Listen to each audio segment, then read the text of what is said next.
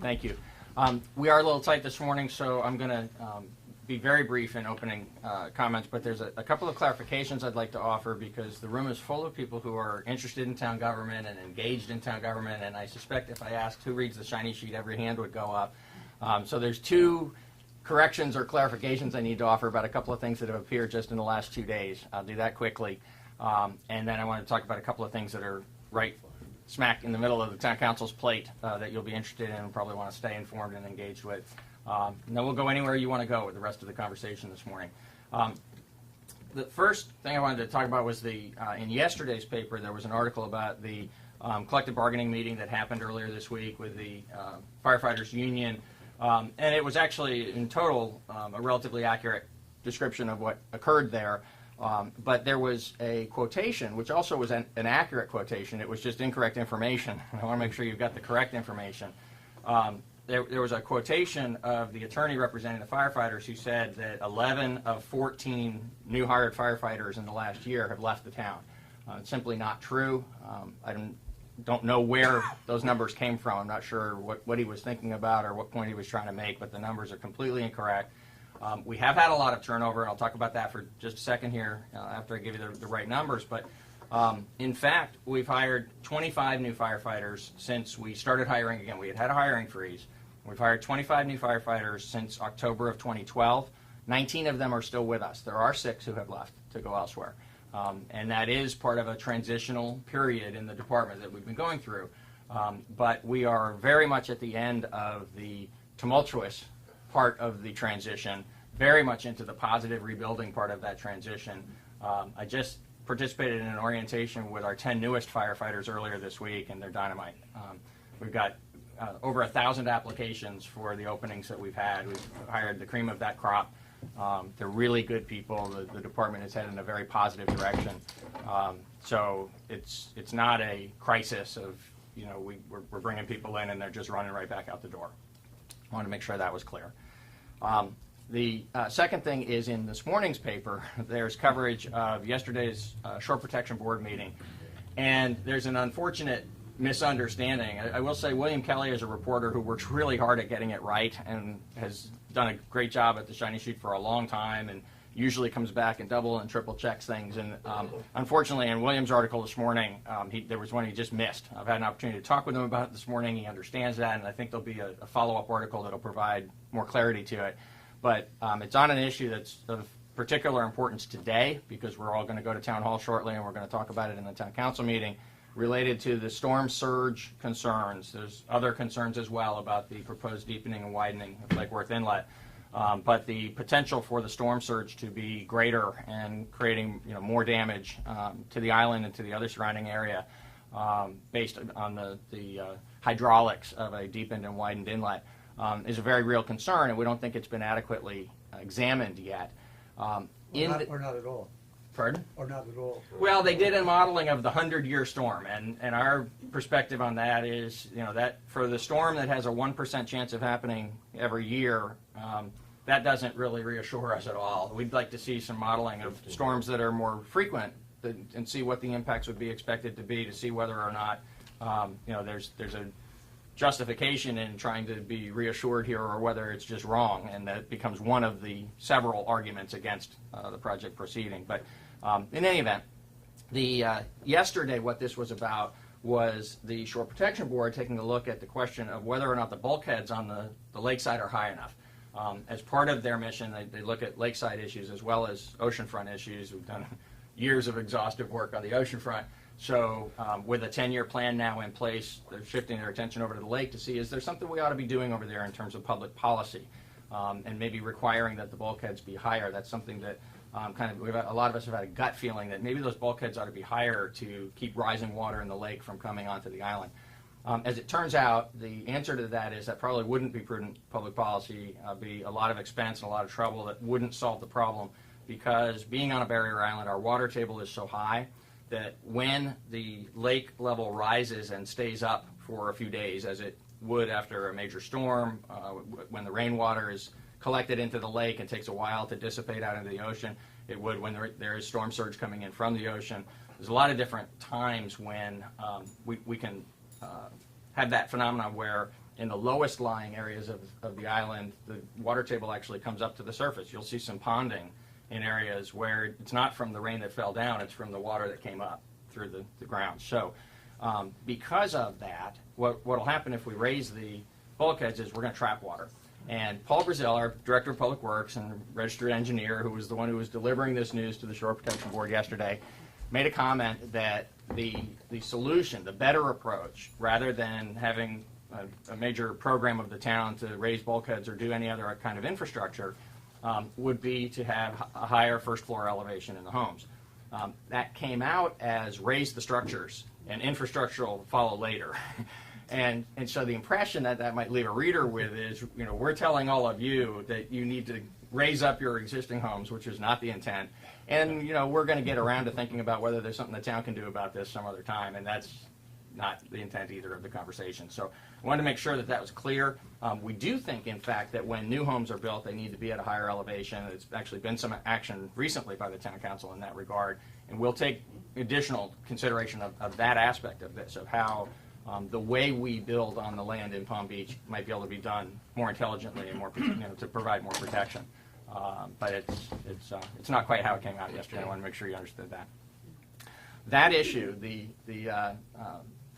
deepening and widening of the inlet, will be considered in its fullness, not just the storm surge issue, but the broader set of concerns that exist around that proposed project, proposed by the Port of Palm Beach and the Corps of Engineers, and a great concern to many people in the community and outside of the community in our region.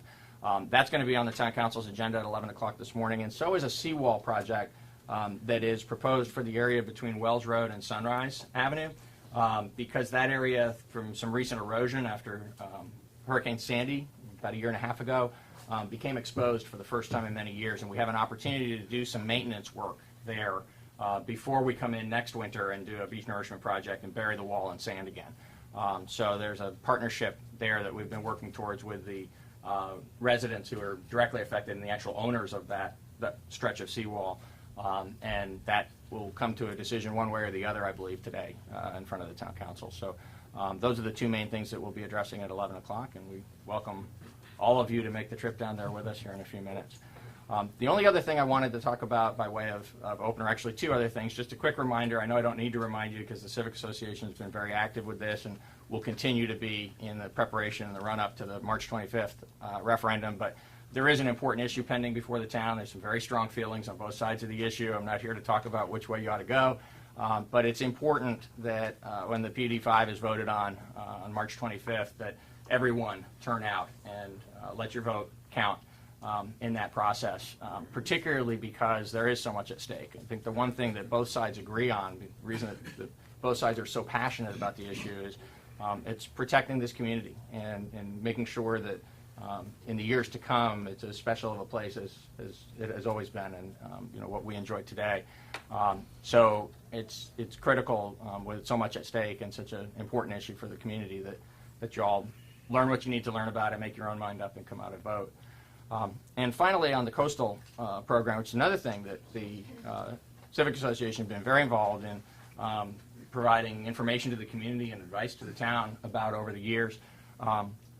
We do now have a program. The great news from the actions of this past year is that Town Council has adopted an $85 million 10-year program. There's projects in most of the areas of the town. It'll involve a lot more sand. It'll also involve some structural work. And so after years of planning and doing some spot work, we're now going to go back into a very aggressive construction program beginning next winter with work in several different areas of the town. And importantly also, later in the year, that decision was made last summer, and then in the fall, after much input from everyone in the community and a lot of different perspective about how to fund this program, the decision was made to stick with the simplest approach, which is to fund it through ad valorem taxes rather than creating a complicated way to distribute the costs differently than that. Again, quite a lot of viewpoints shared, some people who felt very strongly about it being one way or another way. After sorting all through that and hearing from the community, the town council decided to do that through the taxes. And so my heads up to you about that is come your tax bill next August and to be paying next winter, there will be an increase. For the first time in many years, you're going to see a tax rate increase and it's going to be specifically tied to the cost of the 10-year coastal program. It's not going to be because of any new growth in the operations of town government. We've done a lot over the last 5 years to slim that down to a more leaner operation. We're not going to just grow it back up. But we'll have a lot more information coming out about that in the months ahead as those decisions get made and you get ready to pay your taxes. So I don't know that I did that well because I'm ending up on taxes as we segue into your questions, but what would you like to talk about? Flood insurance. Flood insurance. How that works into what you just discussed Sure. about rising of the, Absolutely. Of the water table. Okay. There's two separate elements to that. There's the federal legislation that is intended to eliminate the subsidies for federal flood insurance so that areas that are more liable to flood have to pay a higher, in some cases a very much higher, substantially higher premium in order to obtain the flood insurance. That's a great concern to any barrier island and certainly is to us. So fortunately there's federal legislation to postpone the implementation of what Congress had approved because there was such an outcry about it because it kind of taken it back to do it over. We don't know how it's going to end up, but at least there's some time and some thought and effort being put into making sure that it is fair and all thought through in terms of all the implications. It's on the surface of just saying there's been taxpayer subsidy for something that benefits a relative few compared to the whole country. You could rally around that and say, well, that makes some common sense. But then you've got that relative few that are, immediately and overwhelmingly burdened by that change. So, the change may not be as great in the end, and it may be phased in a way that makes it more palatable. We don't know for sure what the outcome is going to be, but it's helpful at least that Congress has decided to take a pause And the mapping part. on that. And then, yes, the second piece of it is that there was some very flawed engineering work that was done on the front end of this to identify new, what they call flood insurance rate maps. So the predicted area that would be flooded in storm events of different magnitude. Those maps, after years of work, were unveiled within the last year. I think it was last fall, and they didn't make any sense to those of us who live or work in these areas that are affected. And so we had some engineering vetting done of it, and there doesn't seem to be a proper analysis that's been completed there. So on that, we also were given some additional time. We pushed back immediately. We weren't the only ones. Throughout South Florida, there's been a tremendous reaction to it, and through other parts of the country as well that would be affected by these changes. So they postponed the implementation of the maps to allow for more input. We've now provided that additional input, and again, it's subject now to the federal government going back and reviewing the additional information we provided, and then they'll need to decide, are they going to fully on, with the implementation of those maps, or are they going to make some modifications based on the points we've made? We're, I would say, relatively more confident. The premiums issue is a really, a national level political issue. I don't have the same level of confidence that that'll necessarily work out for us to be, really happy with the outcome in the end, but we're going to keep working on it. This other issue is a highly technical issue. They simply got it wrong the first time, and we have a greater level of confidence that now that there's been an opportunity for more input, that the maps should be corrected. Okay. Yes, ma'am. I know you can't say yay or nay for voting on March 25th, but could you just give us a briefing of the pros and cons of voting yes or no? Actually, not to be too cute, I'm looking for Ned. I left the room. I know there's going to be opportunities to come into settings like this in the next few weeks and address just that issue, and I think that's better, in part because I'd like to cover a broader set of issues today, and in part because there are people who know more about the PUD-5 than I do. Sure. I could take 2 seconds on that if you want. This is PUD-5 is an alternative. I'm sorry, I just didn't know who you were. Bob Wright. I'm the president of Palm Beach Civic Association. Okay. It's an alternative to the current zoning, which is designed to encourage preservation rebuilding. It makes it easier to do the preservation work and rebuild under that than it is under the other one. But it's an alternative. It doesn't exclude. You can continue on. You can approach it from two ways, the current zoning, or you can choose PUD 5. And that's really what it's all about. It's an alternative. PUD 5 is the 1977. I mean, the current zoning is the 1977 design, which is really kind of a strip mall zoning where the cars are all parked out in front. That's sort of the history. It's an alternative, can be chosen or not chosen. Thank you. And That's one side. we have found, Yes. Peter, we have found that probably the most helpful way to understand this is to come on what we call a walking tour, a Civic Association walking tour. And we're going to do that again, the Friday before the referendum. We're going to start at the abandoned gas station, and we're going to be there with Councilman Mike Pasillo, and we're going to just walk around the block, and he points out every building, and he says, you can do this, you can't do that, this is the problem, and answers all the questions. So please come to that if you can. I think they'll also, there's a model that the town paid $35,000 for, which is sitting in the town council chambers, and it's going to be discussed today as to whether that model should be, should travel, so to speak. And the recommendation is not. But however, the people that are opposed to the PUD 5 are going to have their show on the model with these little toy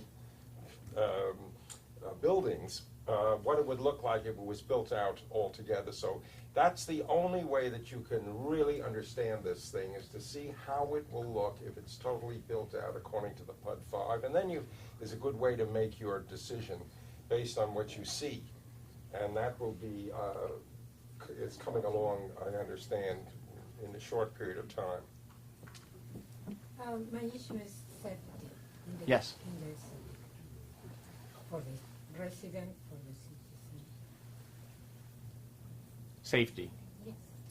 a particular aspect of it, or just in general, what do we do to make sure that the community stays secure? Yes. Sure. We have a first-class fire and rescue department for when bad things happen, when someone needs help. Particularly here, that's medical more often than it is fire, but they're well-trained in both areas. Tremendous, state-of-the-art equipment and continuous training and a very high level of service that we provide through the 3 stations. So there's always someone close by who can get to you within 4 or 5 minutes if you need that most critical help.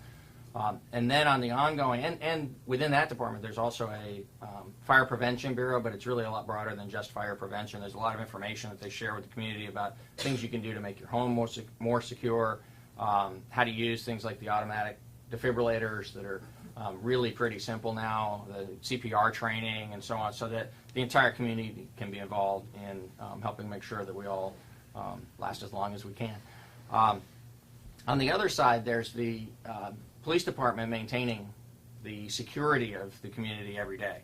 And there we've added some additional tools lately that have been very important for us, with cameras that are around in various locations around town. They're at the bridges, they're at the southern entrance to the town, and they're in other locations throughout the community that provide us an ability not so much to be watching in real time. I know there's been some concerns that people have had about that. It's not Big Brother, but it is a deterrent to those who would come and do crime. The police have often said, even though there's crime prevention is a phrase that we've heard a lot of over the years, it's not so much crime prevention as it is crime redirection, because somebody who's going to commit a crime, either because they're just not a person of good character or because they're a person in a desperate situation or whatever it might be, they're probably going to commit that crime. We're probably not going to stop them from committing that crime. And so what we do in any community, and it's a very high priority here in the town of Palm Beach, is try to make sure they don't come and commit that crime here. And we've been very successful at that, at keeping the crime rate low. And what the cameras do is twofold. The fact that people know that they're here discourages the criminals from coming and doing crimes on the island. It doesn't mean we have zero crime, but it means that we have quite low crime rate compared to normal. And equally important, it's an ability for us to go back to the particular cameras when there has been a crime committed. We can go to cameras that are near the area where the crime was committed and pinpoint who was moving in and who was moving out and who looked suspicious in the area and so on. We've had quite a number of crimes already, and the camera system has only been in place for the last year or two.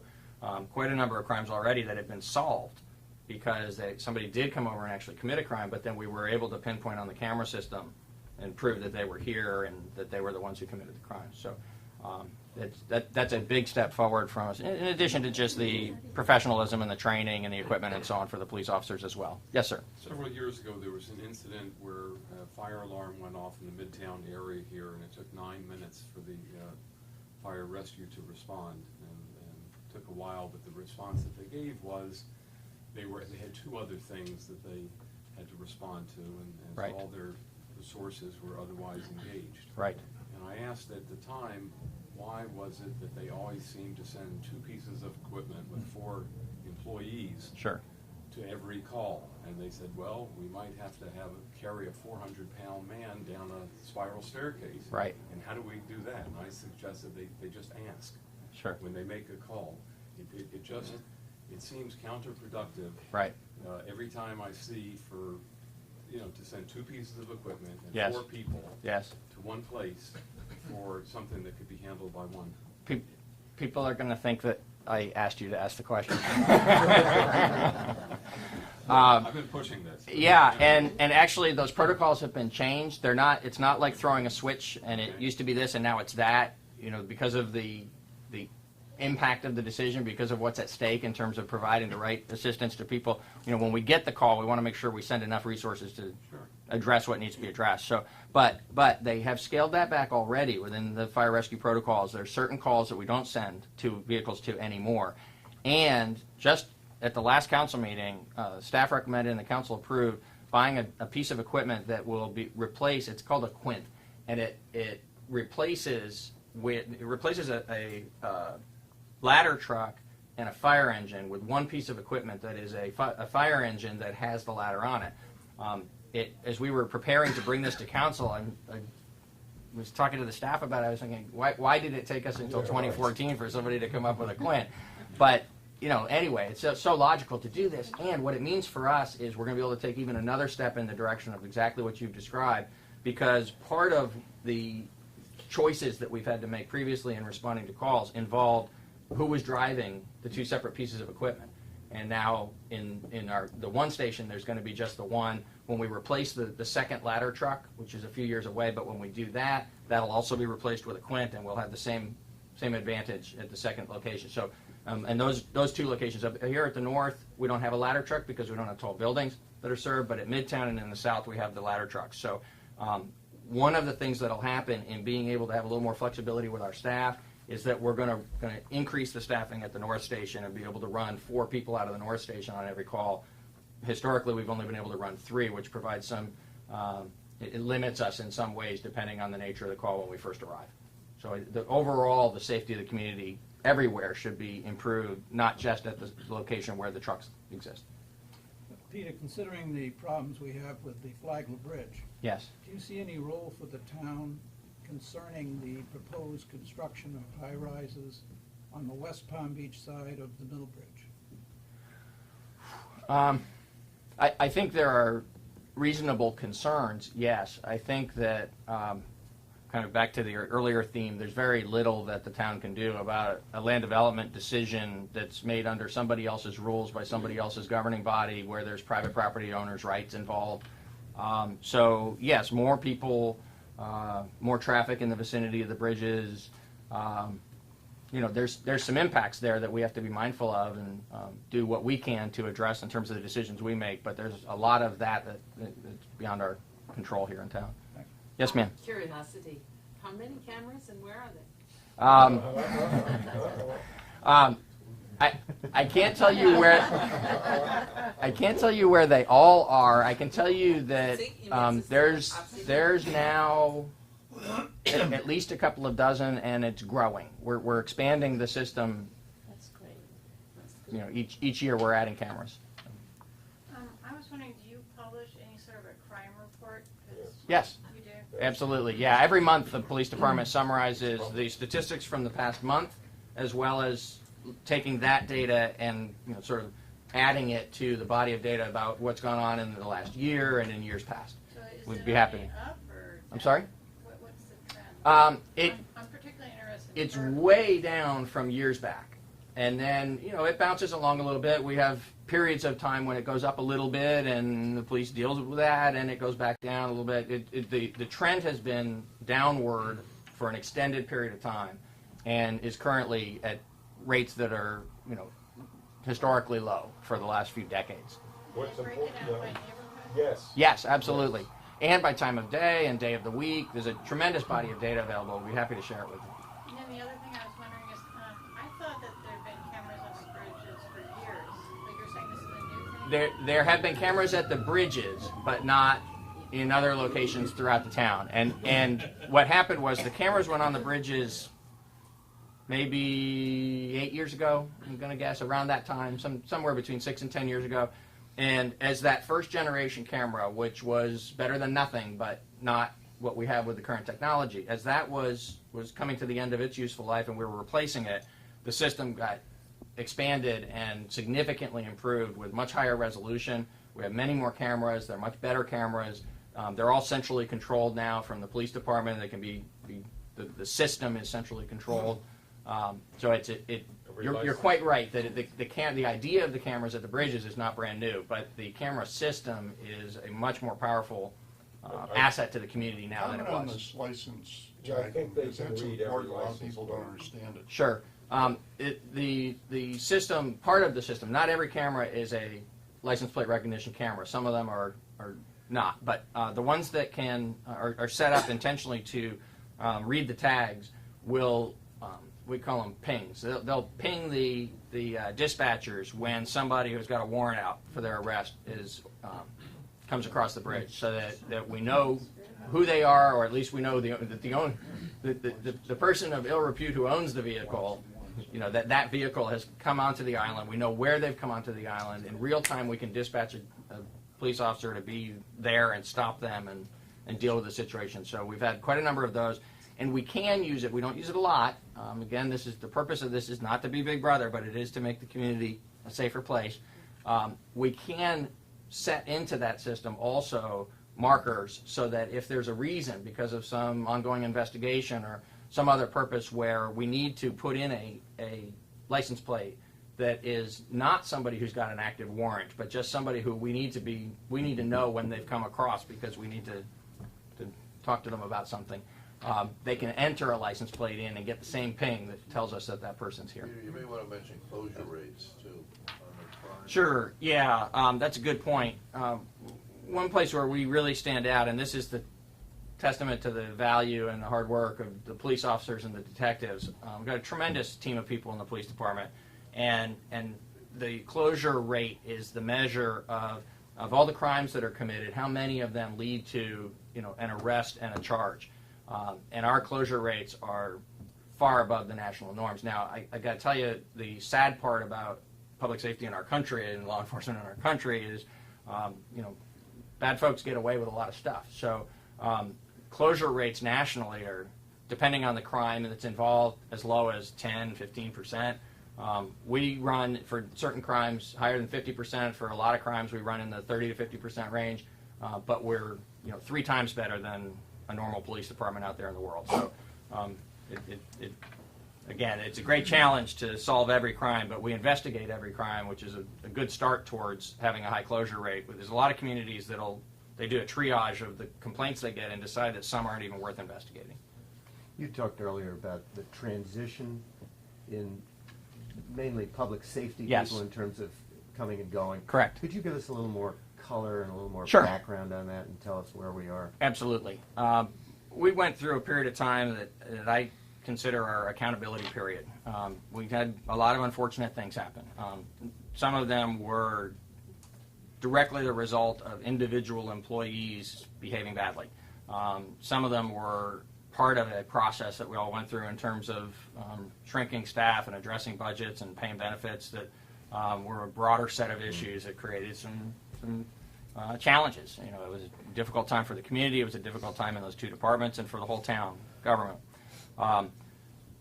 But as we went through that, the main focus that we had, not just in those 2 departments, but in all town departments, was maintaining our professional standards and our service to the community. That was preeminent. We knew we were going to experience a period of time when we were transitioning from what had been a relatively easier task of managing in a time of plenty to all the challenges that come with less resources and some chafing at the changes that had occurred. And people understandably at a human level wanted it to be like it was, but it would never again be like it was. So as we went through that period of time, it couldn't be overnight. It couldn't be something that was a month or 6 months, or it had to be a period of years. And we knew that in order to get through that time, we had to be vigilant about not tolerating lack of productivity and bad behavior and disloyalty to the community, that while we might understand it at a human level, would lead to a breakdown of the standards of the community and would lead to a less safe place to live. So we didn't do that. Instead, we took a very hard line, a very rigid stance on enforcing our expectations and our rules and regulations, and it led to quite a number of disciplinary actions, and it led to quite a lot of dissatisfaction, and it was hard. It's unfortunate the shiny sheet loves to sell papers. Well, based on these. and here's what I would say about that, what we were reading last fall. We got through that period of time, and it's been now well over a year since that accountability period ended. We are in a period now that is not just looking to a brighter future, but creating that brighter future, and we've been at it for a while.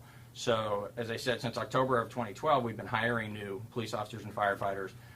It is true, it's a fact that during the difficult time, and as we've gone through the transitional period, we've had a far greater amount of turnover in these positions than we usually do. That's a fact.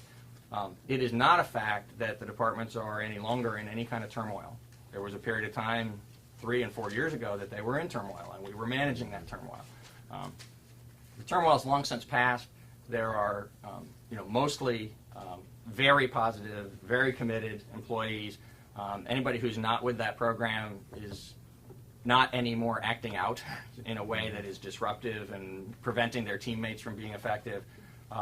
So I'm all kinds of excited about where we go from here. The new employees that we're hiring, we've been accused of creating a training ground. People are going to come in, they're going to get some experience, they're going to go someplace else. Some employees are going to do that. It happens with every organization. It has happened here before. It will happen. We're a different kind of community, and not every employee, particularly not every police officer or firefighter, comes here and find that it's the place that they want to have a whole career. But we aren't going to see a revolving door, and we've already seen our exodus. We're not going to see continuous exodus. What we've got now is we've restored some stability. We've got tremendous people. We had so many applicants, we were able to be very choosy about who we hired. Tremendous talent coming aboard. Still some good leadership in both departments to help groom those young people. The troubles are behind us. Sure. Yes, sir. Yes, the southern bridge is scheduled to be reconstructed. Is there a timetable for that? It's a little fluid because the state has made a commitment to the town that they won't have any lane closures at the southern bridge at the same time as any lane closures at the north bridge, and we've got such uncertainty about the north bridge that they're not able to commit to a schedule yet about the southern bridge. They've got a tentative schedule. It's still a couple of years away. But the most important thing for us with all that we're dealing with in the north bridge is that the state has been very clear and over again has said, we're not going to get the town in a situation where you've got a bottleneck at both places. Thank you. Yes, sir.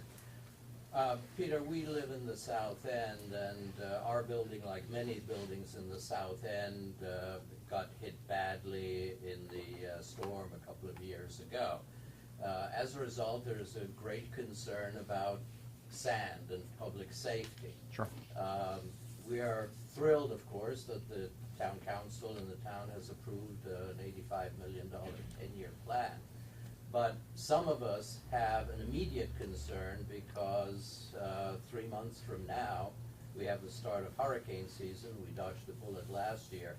What can we do as private entities, and what can we expect the town to do this year in the event there's a possibility of a major storm? Sure. The first thing is, let me please try to make sure we maintain reasonable expectations in terms of what the shore protection program is intended to do and what it's not intended to do. It is intended to restore sand into a system that has been starved of sand and manage that sand in an intelligent way. So sometimes that means some structures to help keep it stable. Sometimes it means just putting more sand in some places and less sand in others. But there's a lot of science involved in it. And you manage the shoreline in a way that over normal periods of time with less intense storms coming and going, over a period of years, the shoreline will stay in a more stable condition and the buildings on the land side will be better protected. We just yesterday at the Shore Protection Board went through our annual process of looking at what we call the sediment budget, where the engineers show the data of how sand is moving around from one part of the island to another. And the news is good there. The news is that there's a lot of sand in the system, and when you look particularly, not in the micro period of just the last year, but at over the long haul, where are we compared to 1990, which is the baseline year that each new year is compared to, it shows that there are millions of cubic yards of sand that are out there in some areas, not just where we've placed it, but because it does move around predominantly from north to south in town. Not just where we placed it, but elsewhere, there are areas that have a lot of sand that back in 1990 had little or none in the nearshore area to get some protection. So the point of the program is to keep doing that kind of work and to invest ourselves in that continuously so that we maintain a greater degree of stability on the shoreline. We don't get to the critical erosion like we had here. Before we did the original Midtown project in 1995, the waves were hitting the seawall. And then we built it, and the first project did pretty well, but it was the first project. And there wasn't enough sand in the system, and it wasn't a well-vegetated dune, and so on. But we've done it twice since then, getting ready to do the fourth nourishment at Midtown. And now, when you go out to Midtown, what you see is a good, wide, relatively stable beach with a vegetated dune on the backside. Only if we neglect it at some time in the future will it come all the way back to the seawall. There isn't a storm that's going to come and eat that beach in one bite. So that's the goal of what we're trying to do for town-wide long-term protection. Having said that, in a hurricane condition, if we get a direct hit from a severe hurricane, the program that the coastal protection program isn't intended to protect against that, because there isn't anything we can do where we could look you in the eye and say, "Don't worry, we got you covered. We've done this beach project, and now a hurricane can't hurt you." Every storm is different, and the intensity of the storm, the direction of the storm, how long it sits on us, all those different factors, and what the beach condition is at that very moment. There could still be severe damage on the island from hurricanes in the future, even though we're pursuing a very aggressive program of coastal protection. Some areas are more vulnerable than others, and I would separate recreational sand from public safety sand. Absolutely. And I'm thinking primarily of the dunes, which have been just totally wiped out, which in the past were our first line of defense. Then we have a seawall. We've invested some of our own money in upgrading the seawall. But every time we try to do something to improve the situation, to help us at least, like putting rocks in front of the seawall. We're told, no, the town objects to this, the state objects to this, the Army Corps of Engineers objects to this, the federal government objects to this. So we feel that our hands are kind of tied, and we don't really feel down in the south end that the town is implementing any emergency strategies in the event there is an impending storm. Okay. Let me cite a real-life example of when we actually had to act in an emergency, and then let me talk about the difference between an emergency and the ongoing program. In 2004, when Hurricane Francis happened, it was eating Old South Ocean Boulevard, if you know the little dog leg there on the north side by Tres Vitas on the north side of the golf course. It breached that dune. It was literally just chewing away. The waves were chewing away at that road. If the town had not intervened, the road would have gone. Probably the homes would have gone. There's a handful, small handful, 3 or 4 single-family homes that sit up there on the top of that dune.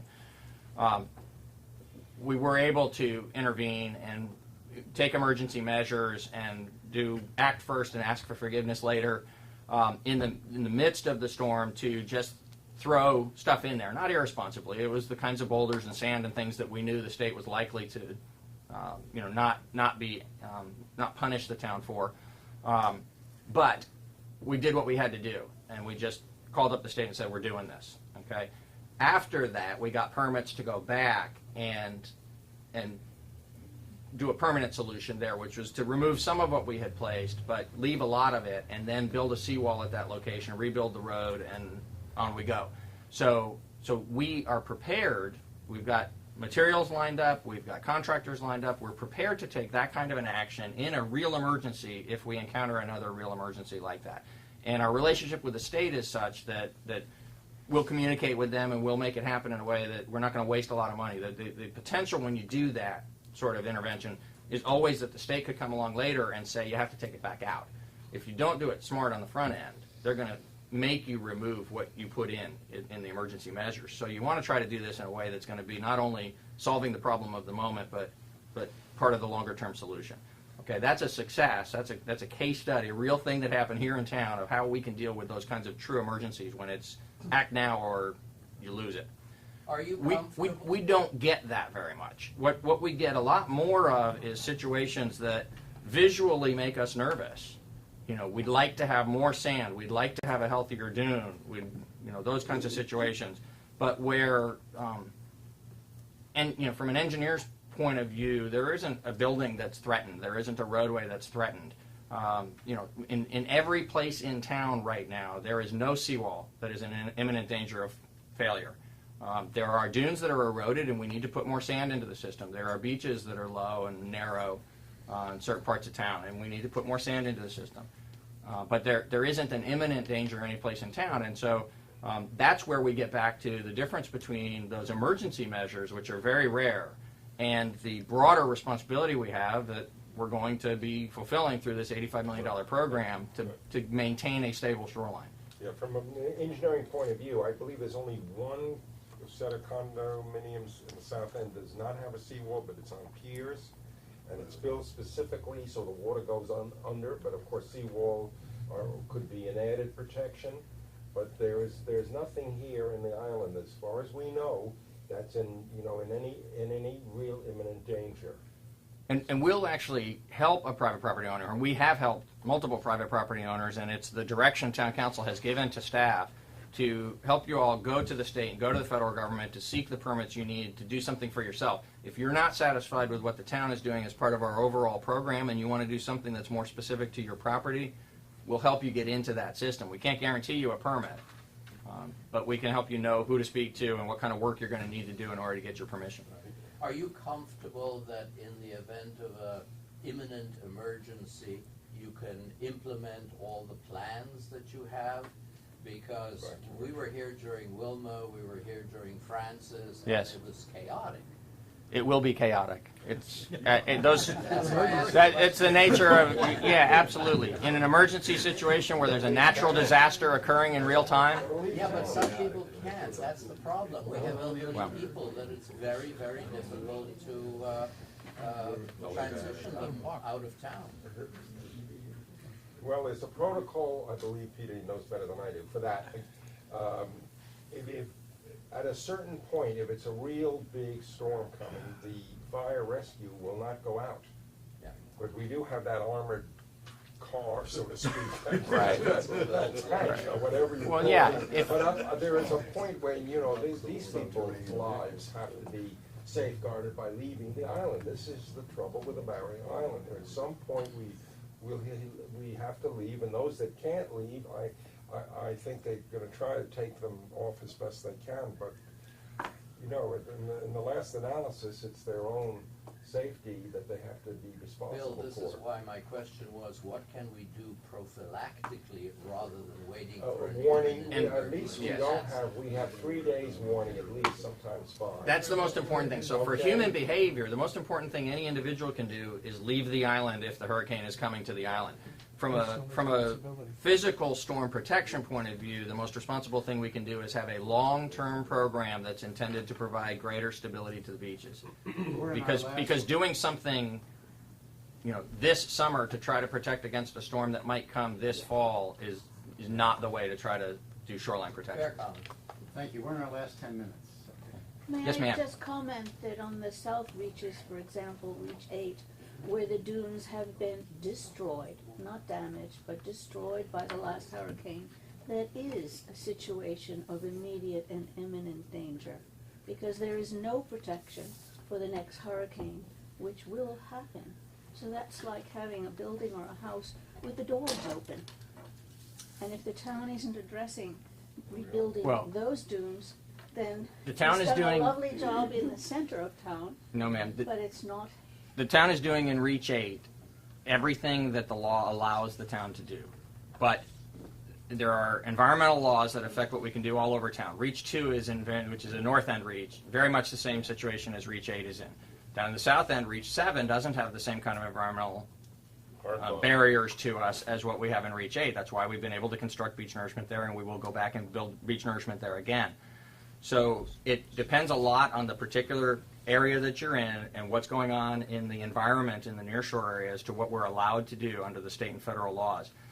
In Reach 8, what the town has done historically and is continuing to do today is the maximum that we're allowed to do under the law. We tried to do a full-scale beach nourishment in Reach 8 and actually achieved a state permit in that. We would have achieved the federal permit. We were in the final stages of receiving that as well. But when the state permit was issued back in 2007, there were people in town and out of town who filed a petition against that, which is their right. There's a window of time after such a permit is issued where the public gets a chance to object to it if they think it's the wrong thing to do.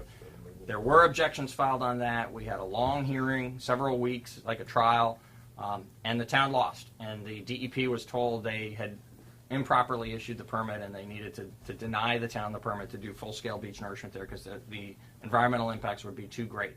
So from then on, from about 2009 or so when that finally resolved on, what we've been doing is repeated dune restoration in Reach 8 and trying to find a solution to where we might be allowed to do something more. What's ongoing right now, the current chapter of that story, is the town is spending $1 million to complete an environmental impact statement to find out what is the maximum that could possibly be built to protect that part of town. I can't look at you in the eye and say it's going to be anything greater than what we've already been doing. The federal government, who's responsible in the end for approving an environmental impact, in fact, they're conducting it. The town is paying for it, but the federal government's engineers are the ones who are actually performing the work. When they come out with the final report and say, this is what, in our federal responsibility for protecting the environment, we can allow the town of Palm Beach to do in this area, when they come out and say that, we're hopeful it'll be something greater than what we've been allowed to do in the past. But there's a chance they may come back and say it's going to be continued dune work and that's it. If they do allow something greater, then we'll all have a conversation about how to blend that into the program that's been adopted. I'm only referring to continued dune work in a pre-existing current state of Yes. a dune, which was at one point before the last hurricane a dune and now is shaped like that. So there's a deep Yes, ma'am. collapse in that dune which holds water, which even creates another additional. The continued dune work is the work that's specified for Reach 8 in the 10-year program, and the first project for the implementation of that program is intended to be next winter. We're going to go out to bid with it in April and bring the dredgers in next fall and do the work next winter. You can't do it during the summertime because the environmental laws prohibit work from being done during the turtle nesting season. So we can't start until November 1st. But the intent is for next winter to do work at Midtown and in Reach 7 and in Reach 8. That's wonderful news to hear. So we just have to live one more year. Yes, ma'am. And hope to survive. Yes, ma'am. Thank you. What else? Yes. Just to address the safety of the people who live on the island, it was wonderful the last hurricane, when my husband and I went over the bridge, the police officers were at the bridge asking everybody for their driver's license. And we were thrilled to show them our driver's license because it made us feel very, safe coming over to the island after the hurricane. Yes. That the island was protected, and there wasn't any looting, and everything was intact. So Thank you. it's a compliment. You can do that Thank for you. your employees too, Yes. You can To get an have the ID card. Yes, it's very important. Yeah. Good. With any employees. Perfect. Yeah, it was quite impressive. Right. Thank you. In any storm serious storm that knocks out all the power and all of that, like the hurricanes did, that there'll always be 2 threshold moments of opening back up for a very short period of time, as short as we can possibly keep it, at the very moments after the storm. The island will be completely closed because we've got to get out into the streets ourselves and make sure we find out where the power lines are down and clear the big debris out of the streets and make the place safe to move around.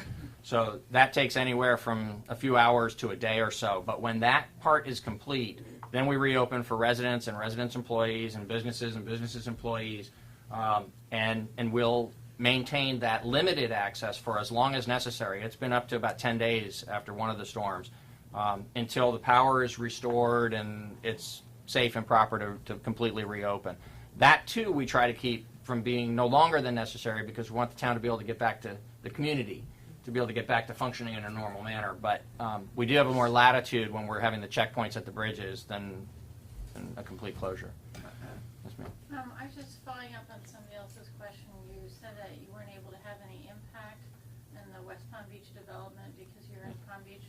But I was just wondering, as a municipality, don't you have ingress and egress concerns and traffic circulation and safety issues that would allow you to have an impact? We certainly can express those concerns, but any more than the city of West Palm Beach saying to the town council, gosh, we're not so sure we really like that project of whatever it might be, that is a private landowner in Palm Beach exercising their private property owner's rights within the boundaries of the law as it exists in Palm Beach. Town council is going to make an informed decision. They're going to listen to their colleagues from across the water, but the city of West Palm Beach isn't going to control that decision. And it's likewise with the town related to these towers that are being built. So they won't be getting any public funding or benefits? Not for those towers, I wouldn't expect, no. I mean, I don't know the details, honestly, about those projects, but these are private redevelopment projects But that... they don't get any tax breaks, because if they do, then they'd be subject to... Well, if the city may be granting them tax breaks, but they don't pay any taxes to the town, so they're certainly not... There's not a leverage the town could exert in terms of that tax relationship. Yes, sir.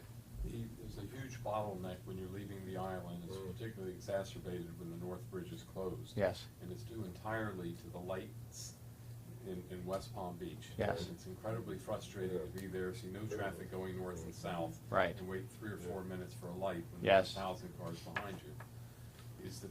And I understand that the town of West Palm Beach and its wisdom has decided that they should slow traffic down Yeah. so people can see the beautiful sights. There's a misunderstanding about that. Yeah. Yes, let me correct the record. The city of West Palm Beach doesn't control those signals. The county does. We have an intergovernmental committee that actually has been working together since the North Bridge was shut down unexpectedly. We've done a lot of communicating. We've installed a lot of new equipment, actually, that helps the county monitor in real time what's going on at these various intersections. And the state has paid for all of that. The state recognized the problem that existed because of their project at the North Bridge. So there's been pretty good partnership there. And what I would admit to you, I get caught in that too. So I'm not going to suggest to you that it's operating perfectly. What I do want to debunk is this theory, because I've heard this from a few other people too. West Palm Beach controls the lights, and they're maintaining a north-south movement and shutting us down for east-west movement.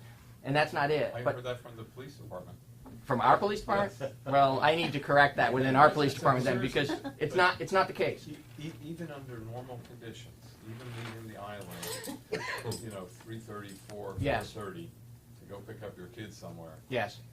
It's very difficult. Sometimes. My personal experience and what is represented to us by the county whenever we address this with them in terms of what the data shows. They've got all kinds of monitoring that they do of how things move, not just in our corridor, but all around the county. They've got a very sophisticated system. And my experience has been that for some reason the settings don't stick. And I can't explain to you why, and I find it very frustrating too. But when we encounter a period of time where it seems like every time you get to the end of the bridge you have to sit for 3 or 4 minutes, we call up the county and we say it's not working again. And they adjust, and then for a period of time, you get a nice green corridor there when you're leaving the island. And then for some reason, it might be a few weeks or it might be a few months, but then it seems to recur. I can't tell you why it's intermittent like that, but I can tell you that it's not intentionally making the north-south movement a higher priority to the east-west movement. And we have some pretty good channels of communication to take quick action when we need to get it back on track. By the way, Peter. it's the same getting on the island. Sometimes, yes, I completely agree. There are times when it gets out of whack, and we need to have them restore some priority to the east-west. Absolutely. I apologize to all of you. Normally, we run these about an hour and 15 minutes to an hour and a half, but in this case, there's a special town council meeting at 11 o'clock, and I know, Peter, you have to go, and Bill, you certainly have to go too. So we want to thank you very much for spending time with us. Always the highlight of the year. We thank all of you for coming, and come and join us at Town Hall. Thank you. You mentioned something about emergency. Oh, boy.